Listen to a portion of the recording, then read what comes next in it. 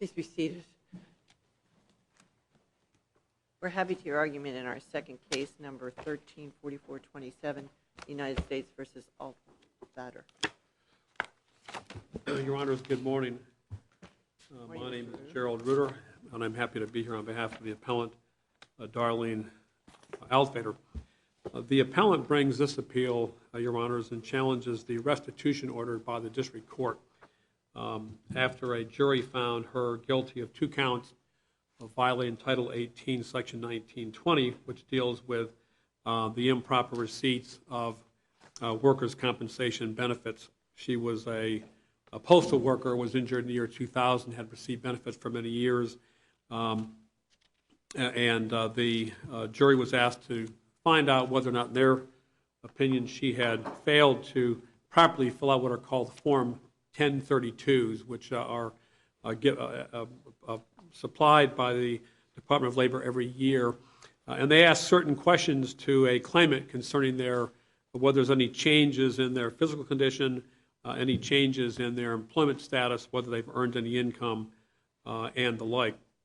There's been case law settled now by, I think, the Supreme Court as well as this circuit, which has told us pretty clearly that the district court is duty-bound to find the difference between the actual amounts of money received by a claimant for workers' compensation benefits, and the court is to also find how much the claimant should have received in benefits absent any fraud.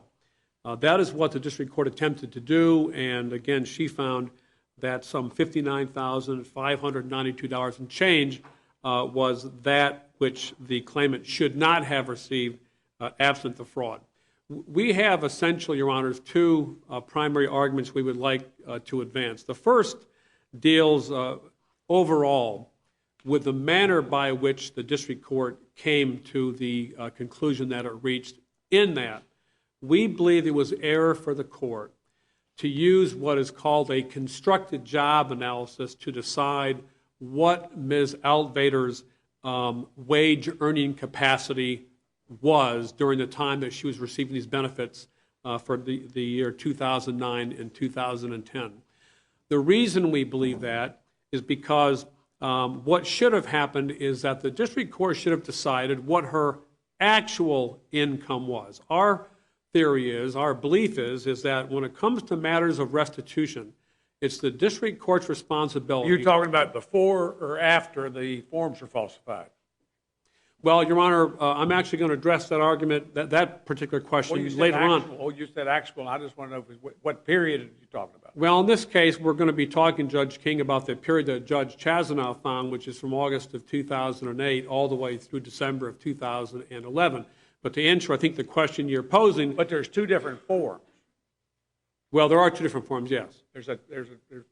She was convicted of 2 counts. Yes, 2009 and 2010, the same form, which covers 2 different periods. The periods are, Judge King... But what are the 2 periods? What's the period for count 1 and what's the period for count 2? Well, it would be, for the According to you. For the first count, it would be August of 2008 until the time the form was filed or actually signed in around October or November of the following year.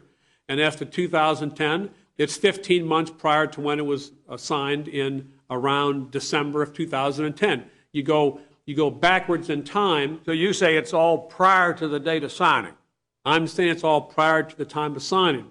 All right, yeah, they're both signed. One's signed in November 24th of 2009, one December 9th of 2010. You say it's 15 months back from each of those? For both, yeah. So you even have some overlap? You would have some overlap. You got 2 months of overlap in there? Yes. But I think that's just the way they do it, Judge King. It's a 15-month period, but the forms are sent out. But she's convicted a line on those forms about what happened before that? She's convicted of lying on what happened before that. And you're not challenging the convictions? No, Judge You're King. only challenging the calculation of the loss for restitution purposes. That's right. We concede. Which is only $59,000. Which is only, that's not, probably not fair to, but it's $59,000. Yes. And what do you think it should be? Your Honor, we don't know what it should be because... You don't know what it is? We do not know what it is. Well, why can't you figure out what it is? You say it's wrong, and don't you have an alternative number? No, Your Honor, I do not have an alternative number. Our position is that the district court should not have used this constructed job technique in order to arrive at what That you should have used an actual loss technique. her actual income. Now, we know this, Judge King, we know this. The government's expert, one Angela Wynn, testified that if the actual This income... is trial testimony or sentencing testimony? This is at sentencing hearing. This is sentencing testimony. And I think, because... She went to trial, right, or did she plead guilty?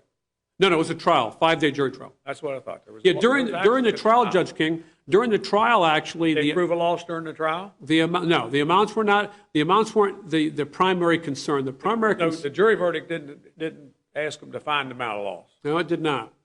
It did not. That would have helped things a little bit. Pardon? That might have helped things some if they did. It may have helped. It may have helped some things. Yes. She was asked, Your Honor. Ms. Wynn she testified. Did you request jury instructions that asked for the amount of loss? Your Honor, I didn't try the case, but I don't believe I saw it. Now. No, I didn't see that. I did not see that in the record. No.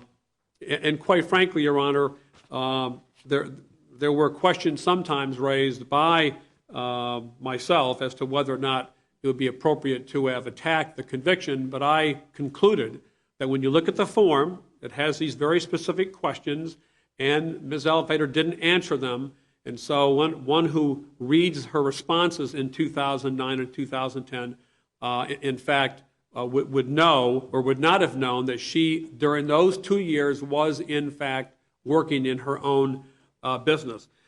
What we did cite in our papers, which we think to be significant, is that Ms. Altvater did in her 2006, 2007, and 2008 1032s made it very clear that she was involved in her own, or rather in a family business. She even indicated what kind of work she did throughout that time frame. The reason we think it's important is because Ms. Wynn testified that as to 2009 and 2010, had the OWCP known that she was involved in her own business, that they would have had a claims examiner write her a letter and inquire as to what kind of work, how many hours are you working, what kind of money are you making, and the like. Well, that's not quite true, Your Honor, because she was asked specifically whether or not such a letter was written to Ms. Altvater in 2006, 7, or 8, when she in fact did tell the Department of Labor that she was working. And Ms. Wynn testified that she should have received a letter from a claims examiner because she indicated that she had been working, but she didn't. And I'd point this out further. In 2011, when she amended her 2010 and 2009 1032 forms and actually stated what her actual income was, she still did not get a letter from a claims examiner asking. You're saying the government messed up here too. I'm saying the government messed up here too. It's important, Judge King, in terms of this issue of restitution. I'm not faulting the government for bringing the case and for the finding of guilt because the form was not properly filled out. But when we're talking about... Well, it has to be convicted. It had been fraudulently filled out. That's right. It had to be specific intent to commit fraud. Agreed. The question... And you don't contest that. We do not. She falsified the form. She falsified the form. She should have filled it out. Doesn't the form support eligibility for continuing receipt of benefits? Your Honor, there's some kind of a disclaimer somewhere in that document that does say that this is important for What's your answer to that? The answer to that is, Your Honor, my answer to that is our second argument, which is, with restitution, the only thing that the district judge is allowed to actually restore is the offense of conviction, which is a perjury case, which has nothing to do with continuing benefits. It has to do with whether she lied about her condition the prior 15 months. Those are two very different things, Judge. So it's not relevant conduct in any way, shape, or form? Well, Your Honor, one might argue it's relevant conduct, but for restitution purposes, relevant conduct cannot be taken into account. So that's your argument? That's my argument. Even if it's Restitution is offensive conviction. It is. Was there any instruction on the offense as to an element of the offense that took into account what was going to happen post-execution of the form? No, sir. And Judge King, we all pretty much know that this is a perjury case. It's false statement, but it's a perjury case. And what the Department of Labor is trying to figure out is, did anything happen in the last 15 months Yeah, but you know, that we should know about? a few minutes ago in response to Judge Davis, you said, yeah, there's something on that form. It's the second sentence. This information will be used to decide whether you are entitled to continue receiving these benefits or whether your benefits should be adjusted. Agreed. That's what she saw. But Judge Motz, it's our position. It's our position that in terms of the offense of conviction, that is the perjury count that she's convicted of. She's convicted of lying about what her condition was, I guess, or what her income was, I guess, and I'm not being rhetorical here. I'm not too sure what the jury found because they didn't have to designate what they found. They just found that the form wasn't filled out properly. Why wouldn't that be a material fact in the context of the charge and the indictment, in the two counts? Your Honor, what would be a material fact? Be a material fact that they were going to use this stuff to figure out what to pay her in the future. Well, the indictment, I think, would have to rule, Judge King, and the Well, the indictments, the allegation is she falsified and concealed a material fact. Yes. Right. And that material fact... And they say, we want to know this because we're going to decide how much to pay her later. That's not the material fact of the lie, Judge King. The material fact of the lie is either she was working or she had an income. Was there any instruction, did the instructions limited to that? The materiality to what occurred beforehand? No, Judge King, there was no discussion on jury instructions at all concerning that matter. There were very standard jury instructions that here are the elements of perjury. And it was very generic. What I think that this panel needs to concentrate on is the fact that the lie deals with matters that happened before the form was filled out, to wit, whether or not she had income, whether or not her physical condition had changed. Whether or not, Judge Motz, there may have been some consequential result in what her continuing benefits, that is relevant for loss purposes, I admit. It's relevant conduct for loss. And Judge Chazanow, rightfully so, was allowed to consider that, at least in my view, under 2B1.1, because it is relevant conduct, what's going to happen as a result of that lie. But in terms of restitution, I think there must be a finer kind of an analysis, and there, the offense of conviction only can be considered, and relevant conduct So the government cannot. would have to bring a civil action and reduce to judgment any excess beyond the 15-month look back in your submission. I think, Judge Davis, they could have added a count for theft of government benefits because she got those benefits. Well, sure, they could have done it that way. They may have. But on this indictment, your submission is basically the loss amount isn't the proper restitution order doesn't cover all of the loss, and so the government either would have been required to add a count to the indictment or bring a civil action after the conviction. Yes. Or perhaps could have asked the judge to impose a fine. Well, Your Honor, to cover the gap. They of course, the fine probably wouldn't. If the fine was going to go to back to the Department of Labor, so they would be made whole, that would have worked. But in terms of this court's jurisprudence, this court's been very careful. Her Honor wrote an opinion, and Judge King was. We know about those. Yeah, and so it's been very careful about this parsing out of restitution versus loss. And this is a case where the district court didn't properly parse out the difference between restitution and loss. And the amount of money from that, the last 11 or 12 months, which the court found was subject to restitution. If we agree with you and send it back, could we send it back for consideration of a fine? Or would that violate the Eighth Amendment or in some fashion? Your Honor, I've read, again, with some of the Fourth Circuit decisions that one would have to decide whether the court took that into account. And, Your Honor, by the way, she did. Judge Chazanow actually mentioned in her comments that there's going to be no fine Because of the restitution. Yeah, she actually Exactly. made that point. So the answer would be, in your question, yes. So we could send it back, and Judge Chasnow could reduce the restitution and impose a fine. Unfortunately, I think the answer is yes. Consistent with double jeopardy principles, obviously. I think that is correct. Well, so where does this argument go for you? Your Honor, where the argument goes is that this court should find that in the first instance, the district court should not have used the constructed job analysis to determine restitution.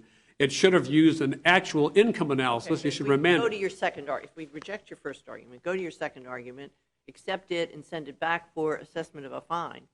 What have you gained by this litigation? Well, Your Honor, as to the second question, what I'm saying is that this court should find that the court cannot restore or order restitution from December of 2009 or 10 through December of 2011. Whether or not Judge Chasnow chooses to replace with a fine is a separate matter. Okay. I think we understand your argument. Let's hear from the government. Thank you, Your Honor.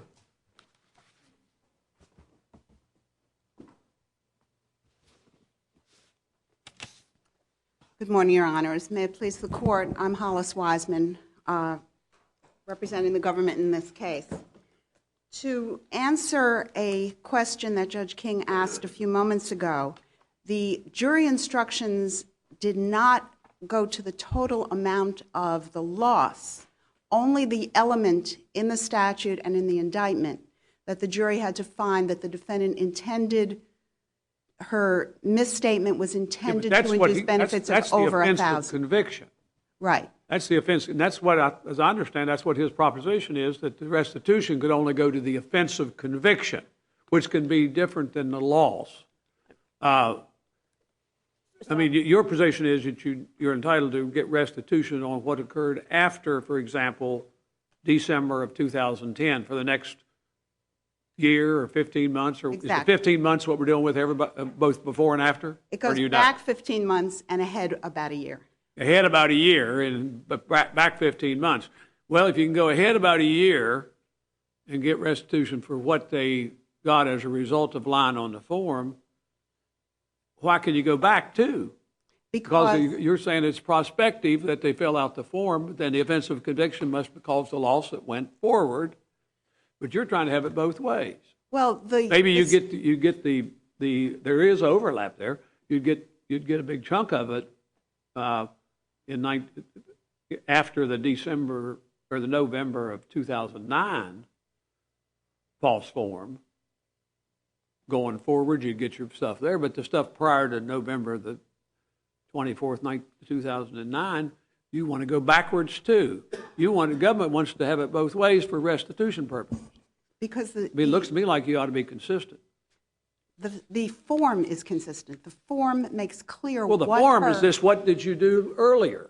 It's No. what it was. It's relation back. There's a warning on it. It's going to be used to figure out what your benefits are. There's a warning, but it relates back, and that's what the indictment is about. It talks about lying on the form as to what was historical. What did you make any money or whatever it says? You lying on the form. She lied on the form as to what had happened in the last 15 months or last year or whatever it was.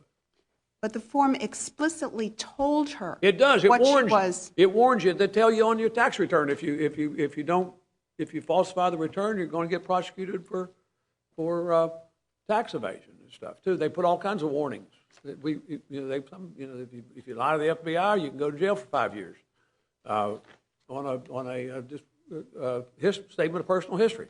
They have warnings on everything, but that is not what you're telling me.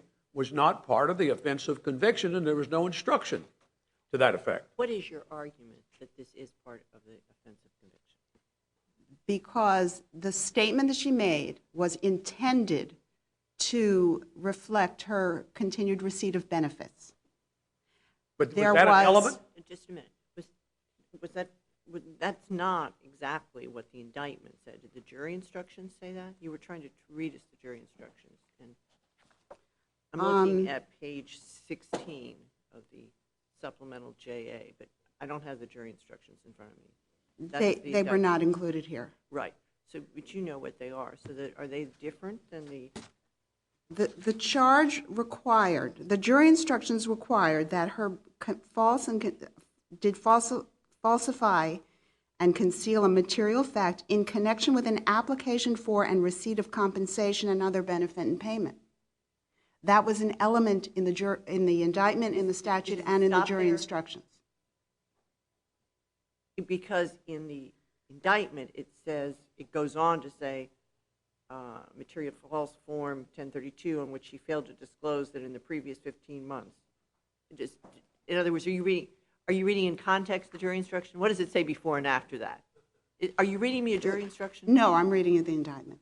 Okay. Well, it says she submitted and caused to be submitted to the government a materially false 1032 on which she failed to disclose in the previous 15 months. She submitted and caused to be submitted a materially false form 1032 in which she failed to disclose that in the previous 15 months she was self-employed, blah, blah, blah. So I'm... Right, that's the false statement.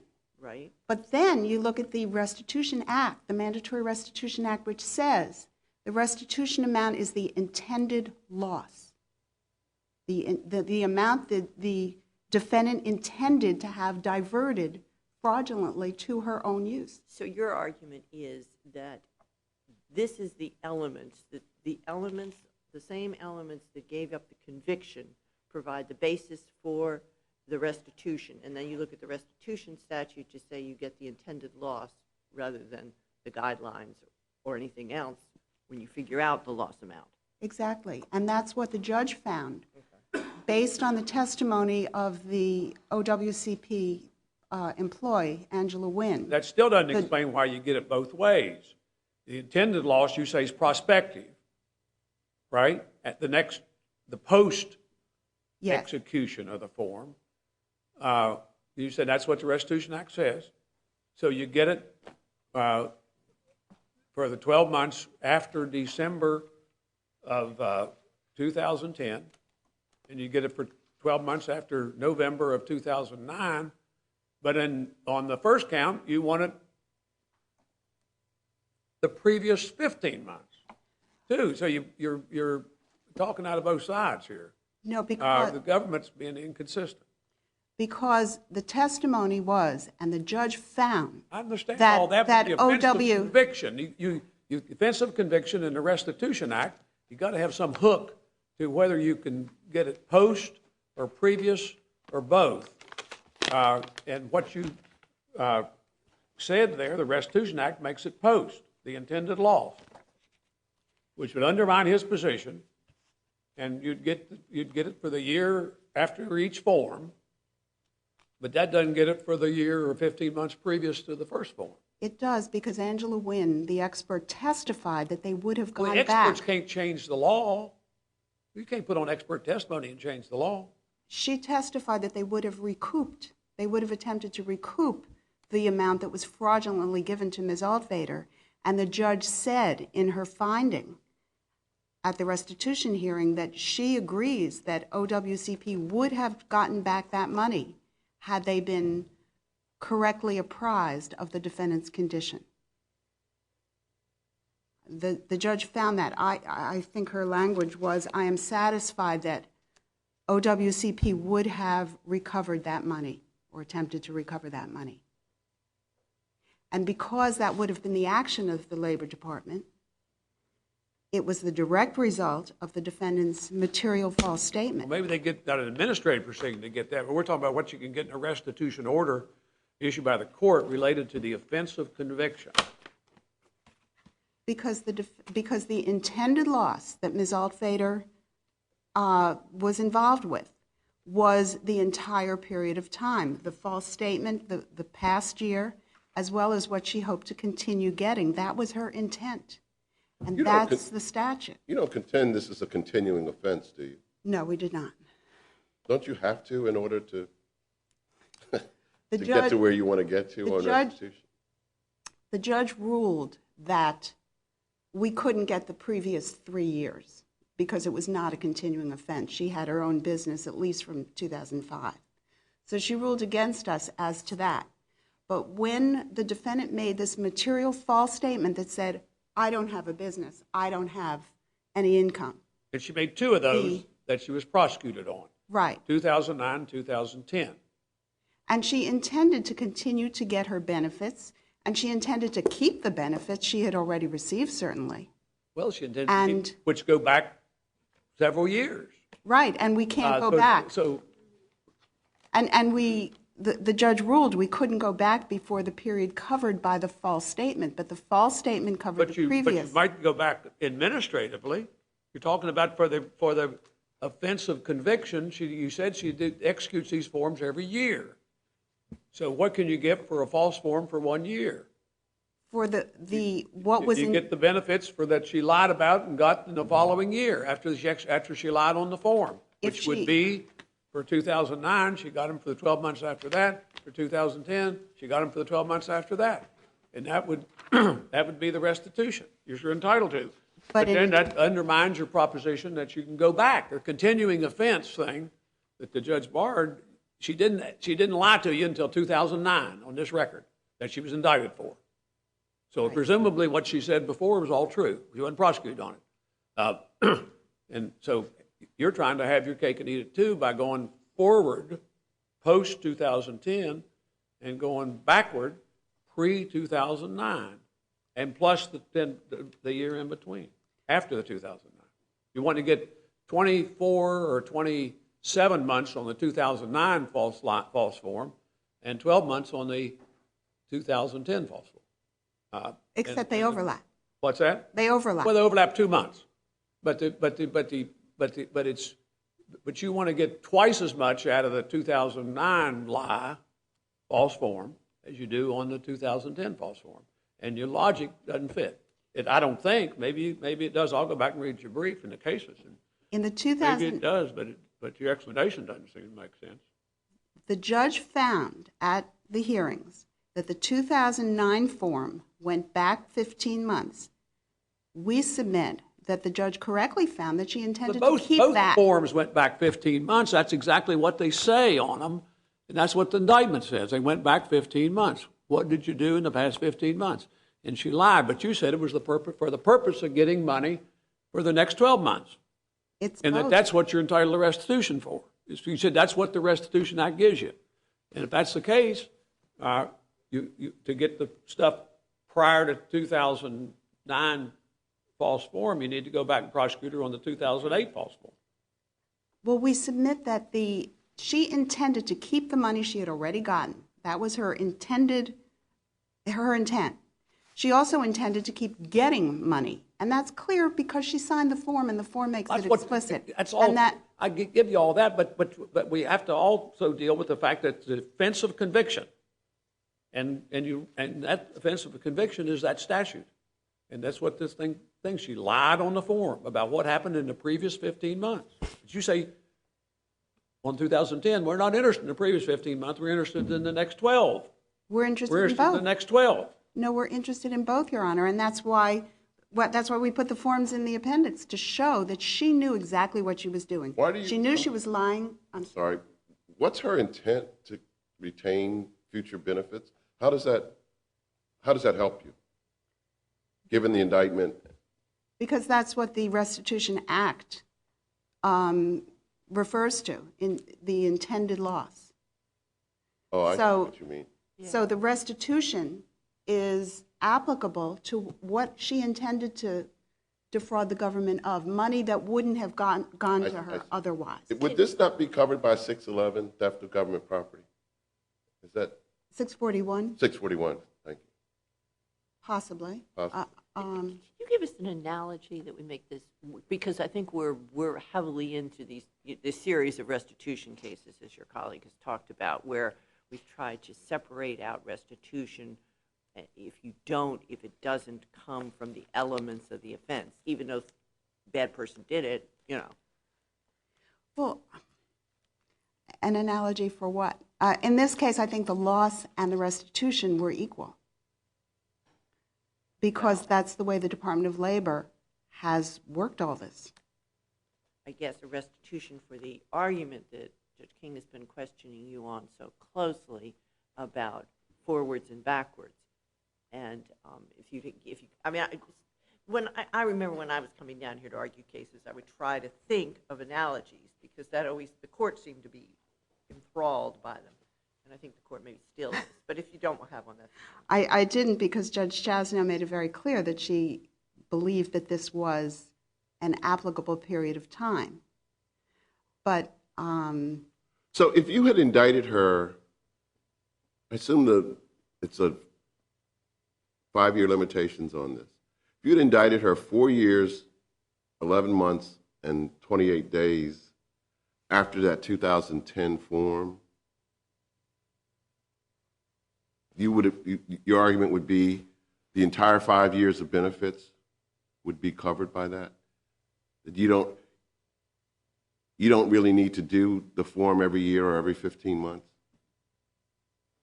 One false statement would get you 5 years plus 15 months look back of fraudulently received benefits. I guess if as a restitution. If we had alleged a continuing aggregate offense, that's the distinction. No, I'm assuming the same indictment here. You have one count on the 2010. You'd get, in other words, your point is you would get, for one false statement, you would get potentially,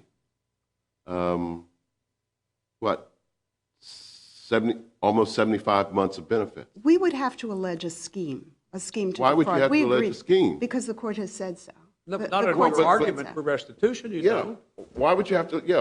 Why would you have to allege a scheme on restitution? I don't see how my hypothetical is different from your answers to Judge King. Because the Huey case said that it has to be the count of conviction.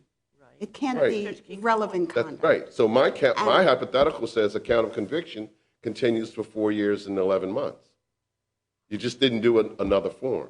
I think in this case, the count of conviction is I lied on this form. Right. I lied about the previous 15 months. And my whole purpose was continuing to get benefits for the next year. So it goes on for 4 years. Count of conviction. So 4 years and 11 months, you would only need one count.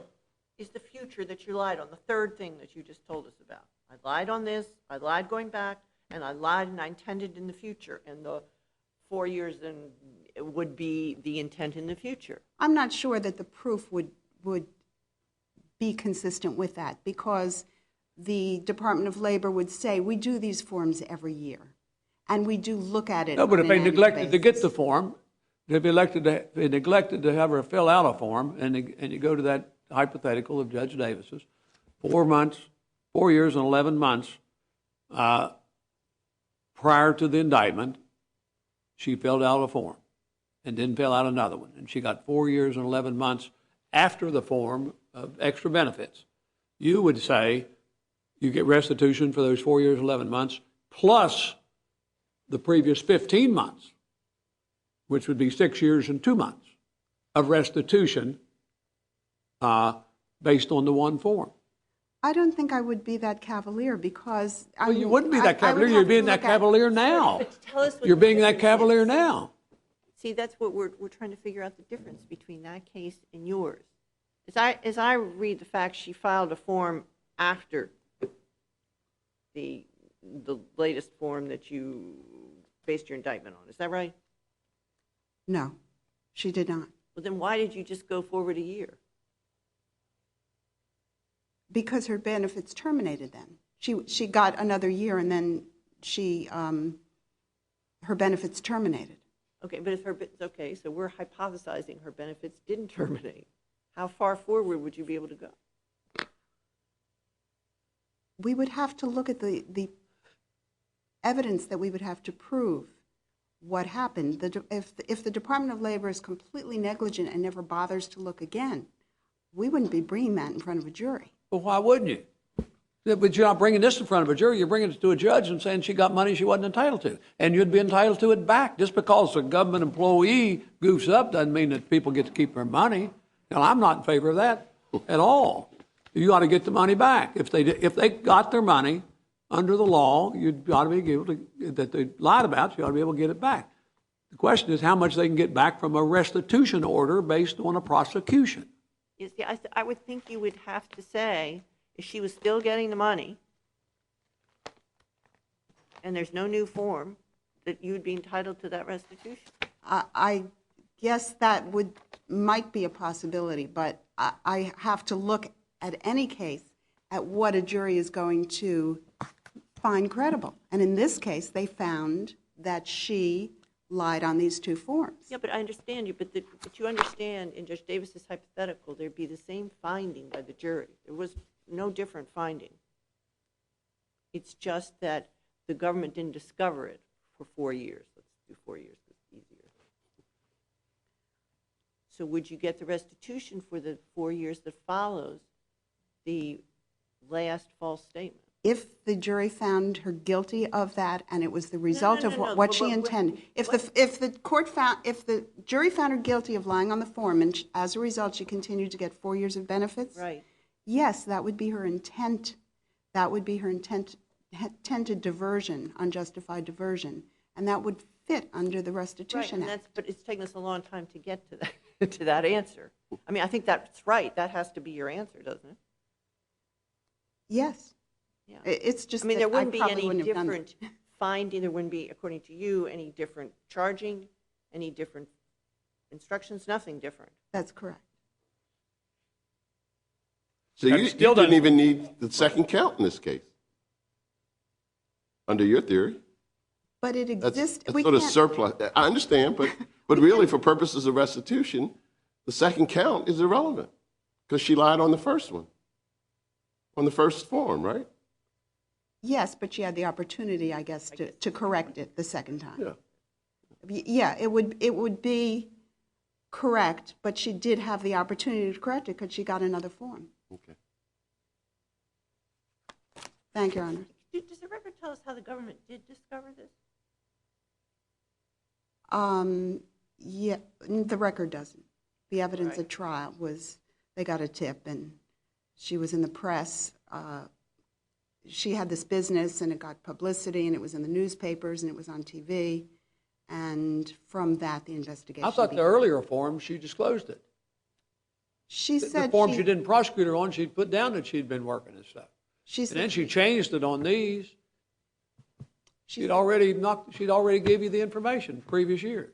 She said she helped in a family business about 10 All you had to hours do a was- week. All you had to do was follow up and ask what the family business was and how much. You probably don't have a lot of these claims. Yeah. It's a unique Doing a- prosecution. The earlier forms In-person were minimal. Pardon? The earlier forms skirted and would have been more difficult to prove. That's quite frankly what we look at. Thank you, Your Honor. Thank you.